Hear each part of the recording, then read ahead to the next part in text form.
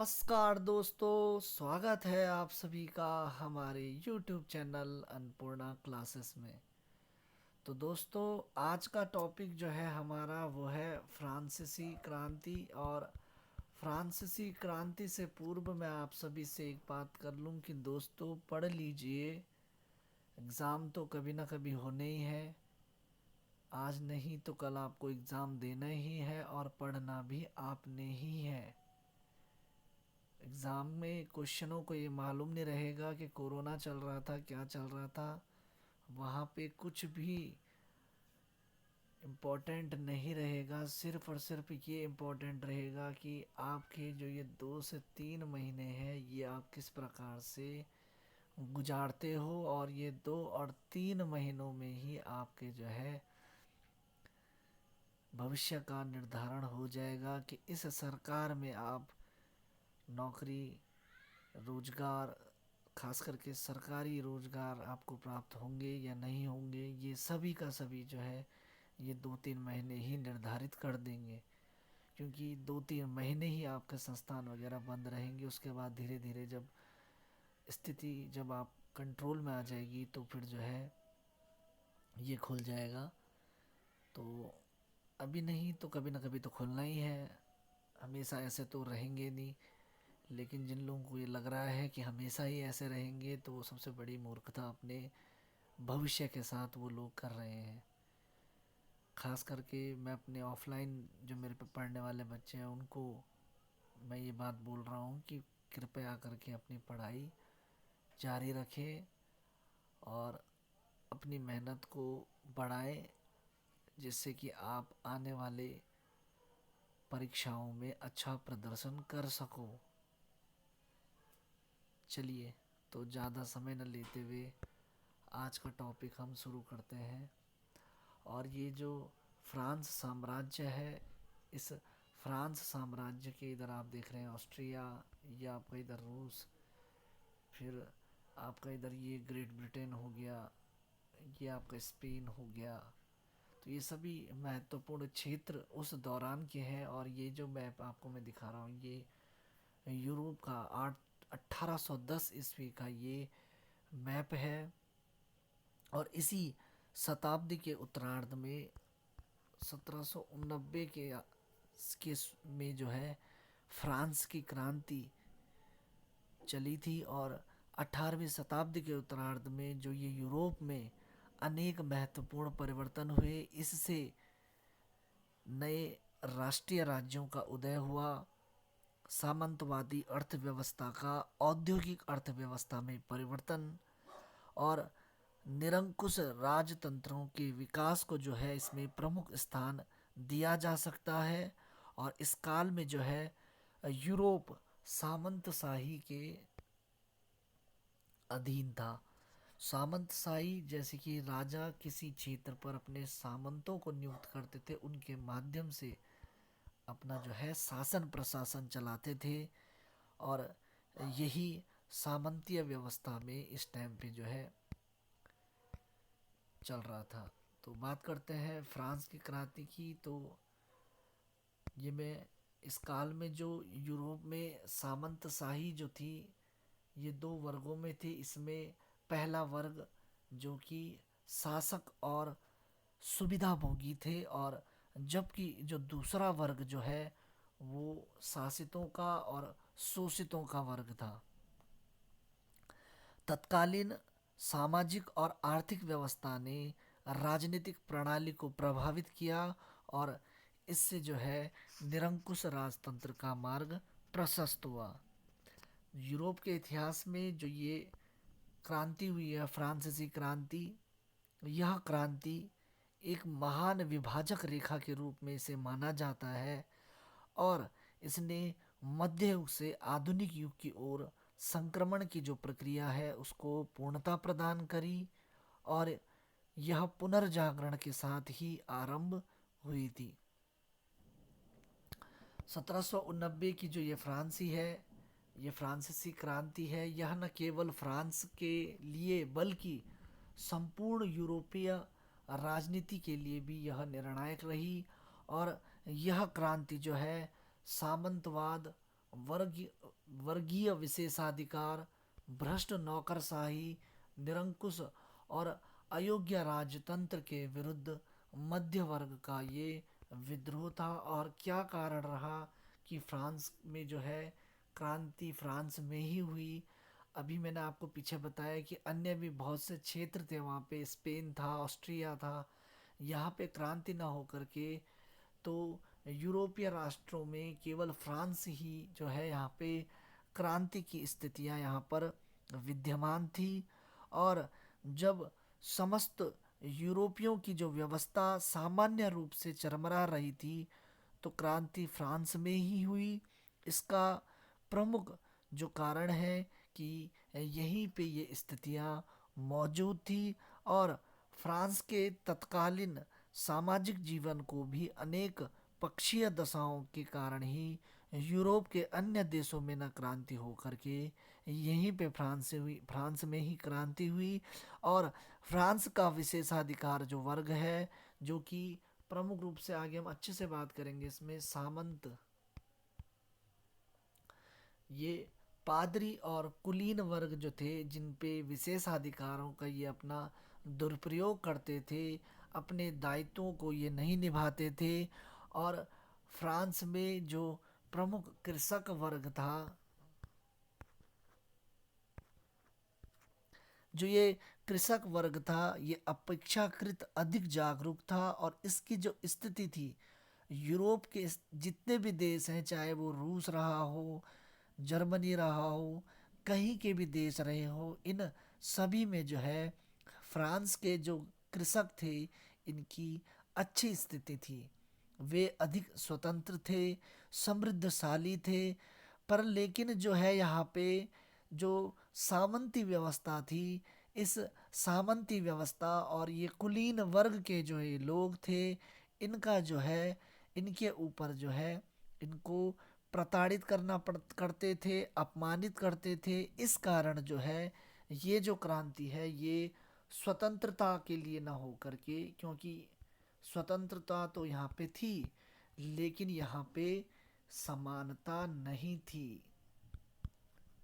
तो समानता के लिए जो है ये क्रांति मुख्य तौर पे ये हो जाएगी। और इसमें नेपोलियन का भी कथन है कि फ्रांस की क्रांति स्वतंत्रता के लिए नहीं बल्कि समानता के लिए हुई थी। तो ये कथन जो है ये नेपोलियन का है। और फ्रांस के जो पादरी और कुलीन वर्ग के जो लोग थे, इनके द्वारा जो है समाज पर ये लोग जो थे अपने जितने भी इनके विशेषाधिकार थे इनका दुरुपयोग तो करते ही थे। इस कारण जो है ये समाज पर अनावश्यक बोझ बन गए थे। अतः ये सामान्य जनता भी इनसे नाराज थी। और अन्य यूरोपीय देशों में पादरी और सामंतवादी जो लोग थे वे अपने विशेषाधिकारों का प्रयोग करते हुए शासन चलाने में सिर्फ राजा की सहायता करते थे। फ्रांस के जो सैनिक ने अमेरिका जब अमेरिका की क्रांति हुई थी तो इस क्रांति में फ्रांस के जो सैनिक थे इन्होंने इस स्वतंत्रता संग्राम में अमेरिकियों की तरफ से भाग लिया था। ये हम अमेरिका की क्रांति में भी बात कर चुके हैं। और इन्होंने जो अमेरिका की स्वतंत्रता संग्राम से जो इन्होंने अनुभव प्राप्त करे, उन अनुभवों के आधार पर ही इन्होंने क्रांति के द्वारा ये अपने अधिकारों को प्राप्त कर सकते हैं, ऐसा इनको उन जो अमेरिका का स्वतंत्रता संग्राम से जो अनुभव प्राप्त हुए उससे इन्हें ये आभास हो गया। और अपने देश में आकर के इन्होंने अधिकारों की प्राप्ति और समानता की बात उठाई थी। साथ ही साथ जो ये सप्तवर्षीय युद्ध था, इस सप्तवर्षीय युद्ध से भी जो है राष्ट्रीयता की भावना पनप चुकी थी। हालांकि सप्तवर्षीय युद्ध से जो है फ्रांस को काफ़ी आर्थिक बोझ जो है वो झेलना पड़ा था। क्रांति के लिए जो भी भौतिक स्थितियां या फिर ऊर्जा या फिर वो बात करें जागरूकता, तो जितनी भी ऊर्जा चाहिए थी, जो भी जागरूकता चाहिए थी, वो सभी की सभी ऊर्जा, जागरूकता और भौतिक स्थितियां फ्रांस की, वे क्रांति के लिए यहाँ पर स्थितियां बन रही थी। बात करते हैं फ्रांसीसी क्रांति के कारण कि ऐसे क्या कारण रहे कि फ्रांस में क्रांति जो है वो प्रारंभ हुई थी। और इस कारणों की अगर बात करें तो इसमें सबसे पहला आता है राजनैतिक व्यवस्था, कि यहाँ पर जो है राजनैतिक व्यवस्था किस प्रकार से थी। तो 18वीं शताब्दी का जो ये काल है, ये सभी यूरोपीय राज्यों में निरंकुशता और स्वेच्छाचारिता से, यानी कि खुद की इच्छा पे आधारित यहाँ पर शासन व्यवस्था चल रही थी। और इस काल के जो सभी यूरोपीय शासक, ऐसा नहीं है कि सिर्फ फ्रांस में ही है, सभी यूरोपों के जितने भी देश हैं, यहाँ के जो शासक थे वे स्वयं को पृथ्वी पर परमेश्वर का प्रतिनिधि मानते थे तथा अपनी इच्छा को ही सर्वोपरि वो मानते थे। और जन भावना को निर्दयता पूर्वक कुचलना उनके लिए मामूली ही बात थी। तत्कालीन फ्रांस में जो है राजतंत्र निरंकुशता राजनीतिक प्रणाली अस्तित्व में थी और राजनीतिक जीवन की यही प्रमुख विशेषता यहाँ पर चल रही थी।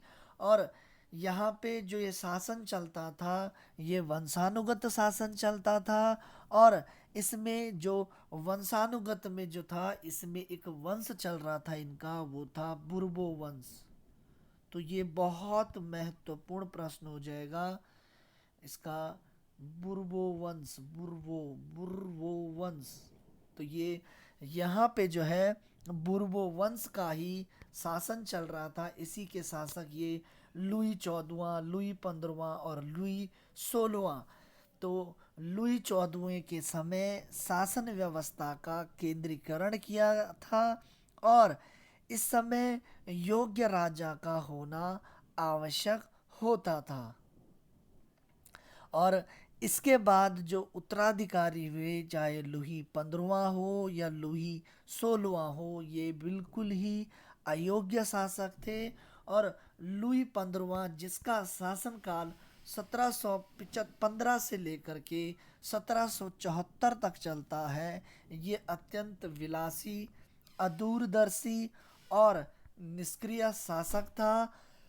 इसका अदूरदर्शिता का प्रमाण जो ऑस्ट्रिया के साथ उत्तराधिकार युद्ध था, और इसने जो सप्तवर्षीय युद्ध में भाग लिया था, इस कारण जो है इनकी आर्थिक स्थिति और जो इनकी बहुत ज़्यादा आर्थिक स्थिति को नुकसान पहुंचा था।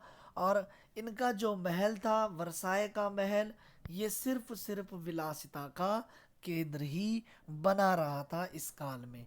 इसी लुई 14वें को आपका ध्यान रखना है, एक कथन जो छूट गया है, ये है लुई 14वें का कथन, मैं ही राज्य हूँ, आई एम द स्टेट। तो ये कथन जो है ये लुई 14वां का है। और देख सकते हैं इसी कथन से आप अनुमान लगा सकते हैं कि किस प्रकार से यहाँ पर जो है निरंकुश शासन यहाँ पे चल रहा था। इसके बाद जो अगला शासक बनते हैं वे बनते हैं लुई 16वां। और लुई 16वें का शासनकाल 1774 से 1793 के मध्य है। और इसी के समय जो है ये क्रांति हुई थी। और ये फ्रांसीसी क्रांति के समय जो शासक था ये लुई 16वां था। 1774 से 1793 के मध्य इसका शासन पीरियड रहेगा। दोनों ही चीज़ें इम्पोर्टेंट हो जाएंगी कि क्रांति के समय फ्रांस का शासक कौन था, तो लुई 16वां था। और साथ ही साथ इसका टाइम पीरियड कब से कब तक चलता है, 1774 से 1793 तक। तो ये लुई 16वां था, ये अकर्मण्य और अयोग्य शासक था। इसने भी स्वेच्छाचारिता और निरंकुशता का प्रदर्शन किया था और अपनी सर्वोच्चता दर्शाते हुए लुई सोल्वे ने कहा था कि यह चीज़ इसलिए कानूनी है कि मैं यह चाहता हूँ। यानी कि ये कोई भी बात अपनी बात मनवाने के लिए इसका ये कहता था कि यह चीज़ कानूनी है क्योंकि ये मैं चाहता हूँ। तो आप इसकी निरंकुशता का प्रमाण लगा सकते हैं और अपने एक मंत्री इसके एक मंत्री ने इसके समय एक त्यागपत्र दिया था। तो जब इसका मंत्री इसे त्यागपत्र दे रहा था तो इसने अपने मंत्री को कहा कि काश मैं भी त्यागपत्र दे सकता था। तो लुई सोलवा तो महान था ही था। इसकी पत्नी जो है जिसका नाम है मैरी एंटोनिएट, बहुत इम्पोर्टेंट ये हो जाएंगी। मैरी एंटोनिएट जो है ये लुई सोलवे की पत्नी थी और इसका इसके साम्राज्य पर जो है अत्यधिक प्रभाव था। और इसका जो क्रांति का कारण रानी बनी तो ये भी हम कह नहीं सकते। ये या यूं कहें कि जो फ्रांस की क्रांति हुई थी इस क्रांति का कारण एक कारण रानी को कहा जाए तो ये भी गलत नहीं होगा। तो ये रानी भी जो है इस फ्रांस की क्रांति का एक महत्वपूर्ण कारण थी। इसने ही राजा को फांसी के तख्ते तक पहुंचाने में उसके षड्यंत्रों में जो है महत्वपूर्ण भूमिका निभाई थी। मैरी एंटोनिएट जो है ये फिजूल खर्ची करती थी और आम आदमियों की परेशानियों से इसे कोई लगाव भी नहीं था और ना ही इसकी कोई भी सूझबूझ इसके अंदर थी। एक बार की बात है कि जब लुई सोलवे के समय लोगों का जो एक जुलूस जो कि रोटी की मांग कर रहा था, तो इस दौरान जब ये जुलूस रोटी की मांग कर रहा था तो मैरी एंटोनिएट ने सलाह दी थी कि यदि रोटी उपलब्ध नहीं है तो लोग केक क्यों नहीं खाते। तो आप समझ सकते हैं कि इनकी मूर्खता किस प्रकार से, इनकी ये समझ में नहीं आ पा रही है बात कि जिन लोगों के पास रोटी खाने के पैसे नहीं है वो केक कहाँ से खाएंगे। फिर भी ये सवाल करती थी कि यदि लोगों के पास रोटी खाने के पैसे नहीं है तो आप केक खा लीजिए। इस तरह की मूर्खता ये लुई सोलवे की पत्नी थी। और इसी के समय जो है तेरगो, नेकर और एक और व्यक्ति हो जाएंगे मिराबो, ये बहुत इंपॉर्टेंट, तेरगो, नेकर और मिराबो, इन लोगों ने इसे उचित सलाह दे करके इसे संकट से उबारने का प्रयास भी किया किंतु उचित अनुचित का निर्णय न लेने के कारण जो है ये निश्चित ही नहीं कर पाए कि इनकी सलाह पे अमल किस प्रकार से किया जाए। इस तरह जो इनकी शासन प्रणाली थी वह पूरी की पूरी भ्रष्ट, निरंकुश, निष्क्रिय, शोषणकारी इनकी शासन प्रणाली थी और व्यक्तिगत कानून और राजा की इच्छा का ही कानून इसमें लागू होता था। यह हम यूं कहें कि एक समान अभाव था और विभिन्न क्षेत्रों में विभिन्न कानूनों का प्रचलन था।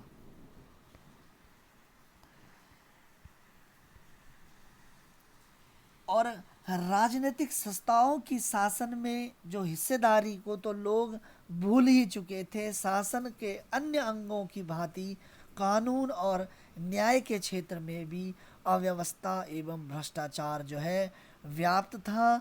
देश में भले ही अनेक प्रकार के न्यायालय थे किंतु इन न्यायालयों के क्षेत्राधिकारी अस्पष्ट थे। इतनी स्थिति जो है गंभीर हो चुकी थी कि राजा की विशेष मुद्रा वाले पत्रों द्वारा किसी भी व्यक्ति को बिना अभियोग के जेल में डाल दिया जाता था। तो इतना निरंकुश शासन इनका था कि जिस मर्जी को चाहे ये जेल में डाल सकते थे और जिस मर्जी को ये जो चाहे उसके खिलाफ वो कार्य वे लोग कर सकते थे। इसी में लगभग 175 वर्षों से फ्रांस की जो प्रतिनिधि सभा है एसेट्स जो ये सभा है इसका अधिवेशन भी नहीं हुआ था, और इसमें बुजुर्वा वर्ग जो है, ये इनका बुजुर्वा वर्ग और संपूर्ण समाज के लिए जो इनका भ्रष्ट शासन तंत्र है ये इतना कष्टदायक था। कानूनी एक रूपता का अभाव था, भ्रष्ट शासन तंत्र था, और ये लुई सोलवे भी जो थे ये बहुत ही विलासी और अयोग्य राजा ये थे। चलिए बात करते हैं, ये तो राजनीतिक व्यवस्था की बात थी। अब बात करते हैं सामाजिक दशा किस प्रकार से थी। तो यहाँ पे जो फ्रांस का जो तत्कालीन समाज है ये 3 वर्गों में बटा हुआ था। पहला वर्ग आ जाएगा इसमें पादरी वर्ग, और इनका प्रभाव जो था संपूर्ण फ्रांसीसी जनजीवन जनसाधारण वर्ग पर इनका प्रभाव था। ये इन्हें प्रथम एसेटेट्स भी बोलते हैं, प्रथम एसेटेट्स भी इन्हें बोलते हैं।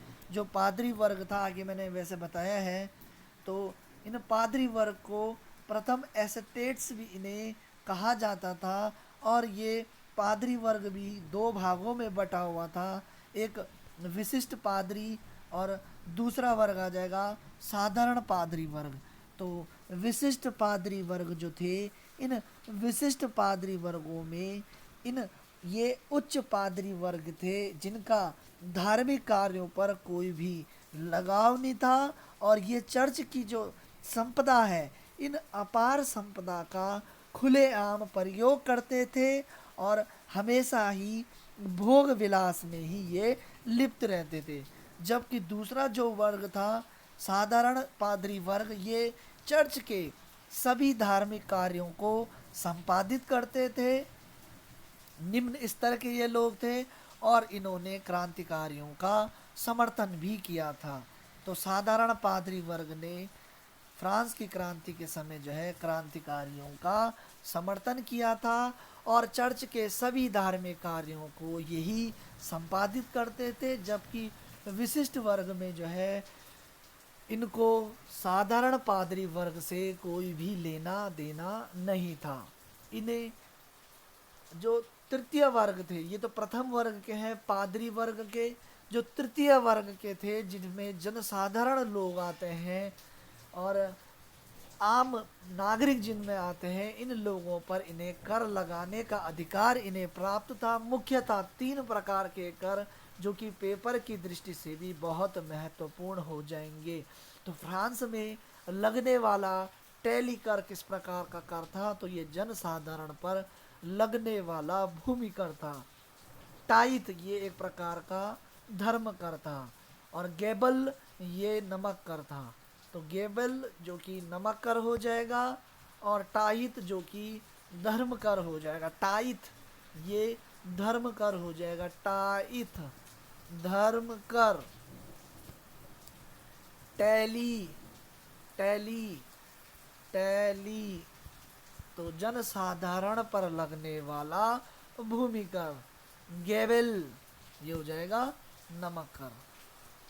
इसके बाद द्वितीय एसेट में जो आते हैं ये कुलीन वर्ग के लोग इसमें आ जाएंगे, जो कि द्वितीय एसेटेट में इन्हें रखते थे, द्वितीय एसेटेट में इन्हें रखते थे।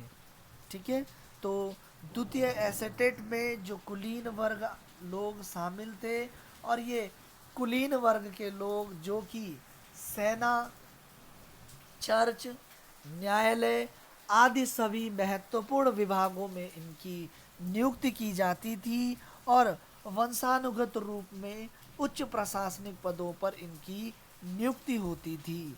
ये किसानों से विभिन्न प्रकार के कर वसूलते थे, उनका शोषण करते थे। यानी कि जो प्रथम एसेटेट में जो लोग थे उनको भी कर लगाने का, उसमें भी जो विशिष्ट पादरी वर्ग था उनको कर लगाने का अधिकार था। और ये द्वितीय एसेट के भी जो लोग हैं, एसेटेट के भी जो लोग हैं, ये भी किसानों पर कर वसूलते थे। यद्यपि जो रिसोलू जो कि लुई 14वें के समय कुलीन थे, इनको इनके अधिकारों से वंचित कर दिया गया।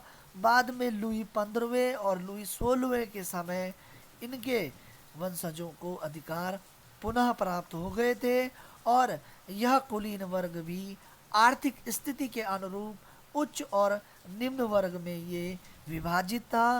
राज्य, चर्च और सेना, तो ये भी दो दो वर्गों में ये बटे हुए थे, उच्च और निम्न वर्ग। तो ये राज्य, चर्च जो है और सेना, ये सभी उच्च पद जो है, इन्हीं उच्च पदों के हाथों में, इनके राज्यों के, चर्चों का और सेना के जितने भी उच्च पद थे, इन उच्च पदी वालों के ही हाथों में था। और फ्रांस की भूमि का 5वां भाग भी जो है इनके अधिकार में ही था। आर्थिक दृष्टि से सभी सामंत जो है एक समान नहीं थे। इस समय भी अमीर और गरीब दोनों प्रकार के सामंत थे। अमीर सामंत यानी कि जिसके पास जो है कम क्षेत्र है, और गरीब अधिक क्षेत्र है, और गरीब सामंत जिसके पास कम क्षेत्र है। तो दोनों के पास दोनों प्रकार के सामंत थे, लेकिन इनका मूल उद्देश्य, मुख्य उद्देश्य जो था, ये किसानों का शोषण करना ही था। चाहे ये गरीब, चाहे ये अमीर हो, दोनों के दोनों जो है किसानों का शोषण करने का ही कार्य करते थे। इसके बाद अगला आ जाएगा तृतीय एस्टेट। और तृतीय एस्टेट में जो है ये जनसाधारण वर्ग के लोग थे। प्रथम एस्टेट में जो पादरी वर्ग था, इसमें भी विशिष्ट पादरी, अलग अलग प्रकार के इनके वर्ग थे। द्वितीय एस्टेट में कुलीन वर्ग थे, और तृतीय एस्टेट में जो है जनसाधारण वर्ग थे, और इनको कोई भी विशेषाधिकार प्राप्त नहीं था। इनमें मध्यम वर्ग, किसान, मजदूर, शिल्पी, व्यापारी और बुद्धिजीवी लोग इसमें थे, और इस वर्ग में भी अत्यधिक असमानता थी। इसमें जो मध्यम वर्ग के बुजुर्वा बुजुर्वा जो वर्ग हो जाएगा, इसमें साहूकार, व्यापारी, शिक्षक, वकील, डॉक्टर, लेखक, कलाकार, कर्मचारी आदि इसमें सम्मिलित थे। और इनकी आर्थिक स्थिति अच्छी थी, फिर भी ये लोग जो है तत्कालीन राजनीतिक, सामाजिक और आर्थिक परिस्थितियां जो फ्रांस में चल रही थी, उन परिस्थितियों के विरोध में जो है ये आक्रोशित थे। और इन वर्गों में ही जो किसान वर्ग था, इनकी संख्या सर्वाधिक था। और पादरी और कुलीन वर्गों का जो लोग थे, इन लोगों का जो है इन किसानों का के प्रति या तृतीय एस्टेट वर्ग के लोगों के प्रति जो है व्यवहार अच्छा नहीं था। और इनकी दशा, किसानों की दशा निम्न और दयनीय थी।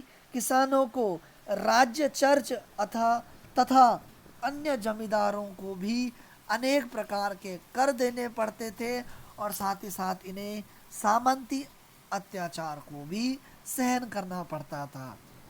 जो मध्यम वर्ग था, उनको कोई भी राजनीतिक अधिकार प्राप्त नहीं थे। सारे अधिकार पादरी और कुलीन वर्गों को ही राजनीतिक अधिकार प्राप्त थे, और इन लोगों का व्यवहार भी इनके प्रति अच्छा नहीं था। देश की राजनीतिक और सरकार पर प्रभुत्व स्थापित करने के लिए इन दोनों वर्गों में संघर्ष अनिवार्य था। और इस प्रकार वर्ष 1789, ये डेट तो बिल्कुल 10 बार बोलूँगा मैं, क्योंकि ये क्रांति की डेट है। ये 1789 की फ्रांसीसी क्रांति फ्रांसीसी समाज में असमानता के विरुद्ध एक संघर्ष थी। फ्रांस की अगर बात करें तो यहाँ पर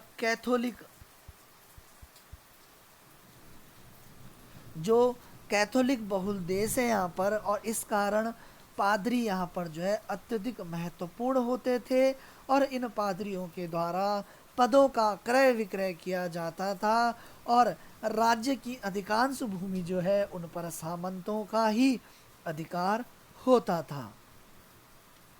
लुई 16वें के समय ही चर्च और कुलीन वर्ग की सलाह से जो है एस्टेट्स की एक जनरल सभा बुलाई गई थी, और इस जनरल सभा की जो ये सभा थी, इस सभा में उपजी अव्यवस्था के साथ ही जो है ये क्रांति का प्रारंभ हो गया।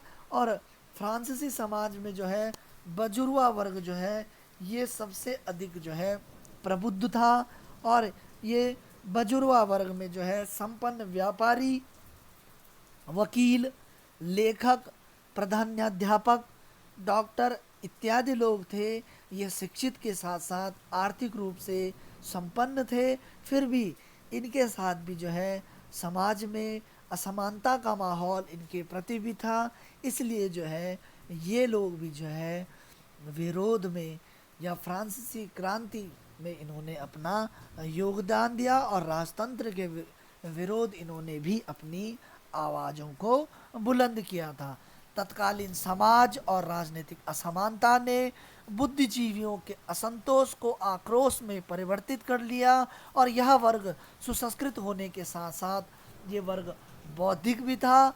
और इनका मस्तिष्क उस युग के ऐसे साहित्य से ओतप्रोत था जिनमें उदार प्रजातांत्रिक और समानतावादी विचारधाराओं का समावेश था। और इन्हीं तत्कालीन दार्शनिकों में वॉल्टेयर, रूसो, मॉन्टेस्क्यू आदि जो यहाँ पे दार्शनिक थे, इनके विचारों ने भी लोगों को आंदोलित करने के लिए महत्वपूर्ण कार्य यहाँ पर किया था। और यहाँ पे विभिन्न क्लबों का संगठन किया गया और इसके साथ साथ विभिन्न क्लबों, संस्थाओं के सदस्यों ने भी इसमें अपनी महत्वपूर्ण भूमिका निभाई थी।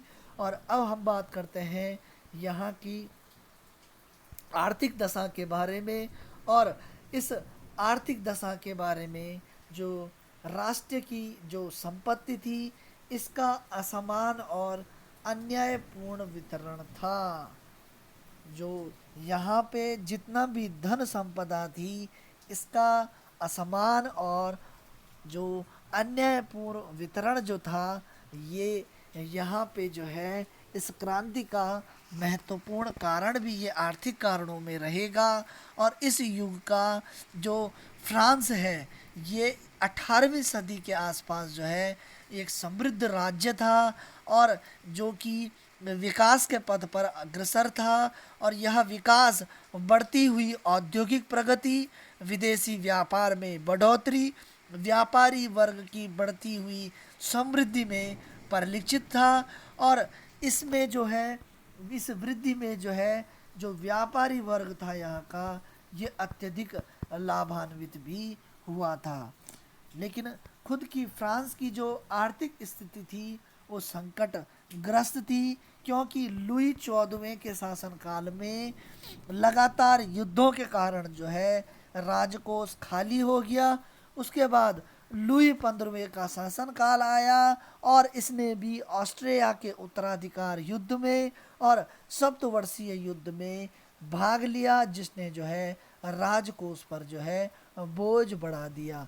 अब जो ये सप्तवर्षीय युद्ध था ये मैं अमेरिका की क्रांति में बता चुका हूँ, तो आप मुझे बताइए कि ये सप्तवर्षीय युद्ध जो है किस किस के मध्य हुआ था और ये सप्तवर्षीय युद्ध जो है कब से कब तक चला था। तो दोस्तों एक थोड़ा सा एक इम्पोर्टेंट बात बता दूं, जो इससे पहला अमेरिकी क्रांति के जो मैंने नोट्स भेजे हैं उनका जो PDF पासवर्ड है वो 123 है। और आज की जो ये वीडियो है इसका भी PDF पासवर्ड जो है ये 123 ही होगा। ठीक है, तो ये 1, 2 और 3 आपकी PDF खुल जाएगी, अपने नोट्स आराम से आप बनाइए। ठीक है, इसके बाद हम बात कर रहे थे अगला जो राजा आ जाएंगे वो आ जाएंगे लुई 16वें। और लुई 16वें ने जो है इसने अमेरिका के स्वतंत्रता युद्ध में भाग लिया था और इसने जो है फ्रांस की जो बची कुची आर्थिक दशा थी उसको और भी इसने जर्जर बना दिया। तो आप देख सकते हैं कि किस प्रकार से इन्होंने जो है युद्ध में किस प्रकार से व्यय किया था। और लुई 16वें के वित्तीय सलाहकार याद रखना है आपको, तुर्गो और नेकर, इसके बारे में हमने आगे भी बात करी थी। तुर्गो और नेकर ये इसके वित्तीय सलाहकार थे। इन्होंने आर्थिक संकट को दूर करने का प्रयास किया। परंतु ये सुधार लागू हो ही नहीं पाए, क्योंकि ये जो लुईस होलुआ है ये डिसीजन ले ही नहीं पाते थे, डिसीजन मेकिंग क्षमता थी ही नहीं इनके अंदर। अंततः विशेषाधिकार, इसमें कुछ महत्वपूर्ण विशेषाधिकार हैं, और इस विशेषाधिकारों में जो विशेषाधिकार प्राप्त थे ये सामंत वर्ग और पादरी वर्गों को ही प्राप्त थे।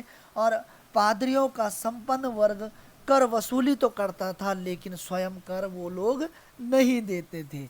मैंने पीछे आपको 3 प्रकार के कर बताए भी थे। एक था टैली जो कि भूमि कर था, एक हो जाएगा टाइथ जो कि धर्म कर था, और एक हो जाएगा गेबेल।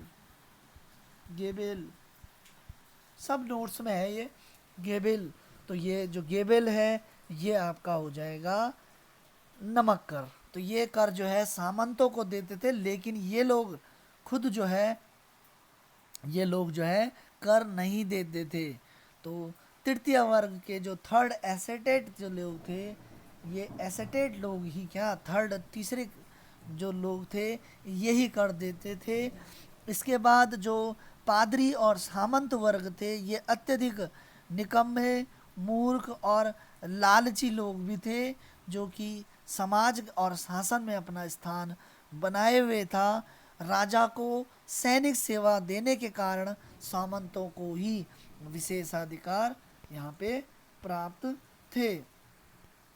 1789 में ही जो है एक बैठक हुई थी जो कि एसेटेट्स की जनरल बैठक थी, और इस 1789 में जो ये बैठक हुई इसी बैठक के साथ जो है यहाँ पर क्रांति का आगमन हुआ था। तो ये जो बैठक थी ये विशेषाधिकार उन्मूलन को के प्रस्तावों को पारित करने को लेकर हुई थी। देश की लगभग 80% भूमि जो है सामंतों के पास थी, और अधिकांश किसान जो थे इस काल में वे भूमिहीन थे। अब बात करते हैं इस क्रांति में दार्शनिकों की भूमिका के बारे में बात करेंगे। तो ये दार्शनिकों की जो भूमिका है ये अत्यधिक महत्वपूर्ण इसमें रही, और फ्रांसीसी क्रांति में जो दार्शनिक को लेकर के जो है 2 मत सामने आते हैं। एक मत तो था कि दार्शनिकों ने जो है क्रांति की परिस्थितियों को जन्म दिया था, और इस कारण जो है क्रांति उत्पन्न हुई थी। और दूसरे मत के लोग कहते हैं, अलग अलग इतिहासकार हैं, अपने अपने मत हैं। दूसरे मत के लोग कहते हैं कि क्रांति का स्रोत जो है उस समय के राष्ट्रीय जीवन के दोषों में और सरकार की भूलों में था, क्योंकि जो उस टाइम पे जो जितने भी प्रकार का आपने देखा, चाहे वो आर्थिक स्तर रहा हो, चाहे वो राजनीतिक स्तर रहा हो, उस मामले में जो है देश जो है निरंतर गिर रहा था, और इस कारण जो है यहाँ पे क्रांति उत्पन्न हुई, ना कि किसी दार्शनिकों के कारण, ये मानना है दूसरे प्रकार के मतावलंबियों का। खैर इसमें कुछ दार्शनिक हैं जिसमें से आपको याद रखना है Montesquieu the Spirit of Laws. ये एक निबंध है जो कि 1748 में छपा था, ये बहुत इंपॉर्टेंट हो जाएगा। तो ये 1748 में ये निबंध छपा था। और वाल्टेयर जो कि इंग्लैंड के संवैधानिक राजतंत्र के अनुरूप ही फ्रांस में वैसा शासन स्थापित करना चाहते थे जिस प्रकार से इंग्लैंड में राजतंत्र तो इंग्लैंड में भी था, लेकिन वहाँ पर एक संवैधानिक राजतंत्र था कि वहाँ पे प्रधानमंत्री भी है और राजाशाही भी यहाँ पे वहाँ पे चल रही है, लेकिन एक संवैधानिक रूप से जो है वो अपने शासन प्रशासन को चला रहे थे। तो वॉल्टेयर भी जो है इस प्रकार से फ्रांस में भी ऐसा ही शासन चाहता था। तो पूछ सकता है पेपर में कि फ्रांस की क्रांति के समय कौन सा दार्शनिक जो है इंग्लैंड के संवैधानिक राजतंत्र के अनुरूप ही फ्रांस में वैसा शासन स्थापित करना चाहता था। तो किस तरीके से भी पूछ सकता है, इसलिए मैं कहता हूँ कि वीडियो को ध्यान से देखें, और नोट्स में केवल जो है आपकी महत्वपूर्ण बातें ही मैंने लिखी हुई हैं, क्योंकि अगर वो फैक्ट पूछता है तो वो वहाँ पे है, लेकिन अगर वो थ्योरी से कहानी से पूछेगा तो वो आपको समझना पड़ेगा, तभी आपके अच्छे से समझ में आ पाएगा। इससे आपको रटने की भी आवश्यकता नहीं है। तो इसने क्रांति की जगह जो है विचार की स्वतंत्रता को महत्व दिया। वॉल्टेयर ने क्रांति की जगह कि क्रांति ना होकर के विचार की स्वतंत्रता होनी चाहिए। और रूसो के अनुसार जो है सामूहिक इच्छा से बने राज्य को यह अनिवार्य तथा सार्वभौम कर्तव्य है कि वो समाज को सर्वोपरि मानते हुए वो अपने कार्यों को संचालित करे। तो ये कुछ महत्वपूर्ण दार्शनिक थे जिनके बारे में हमने जाते जाते बात करी।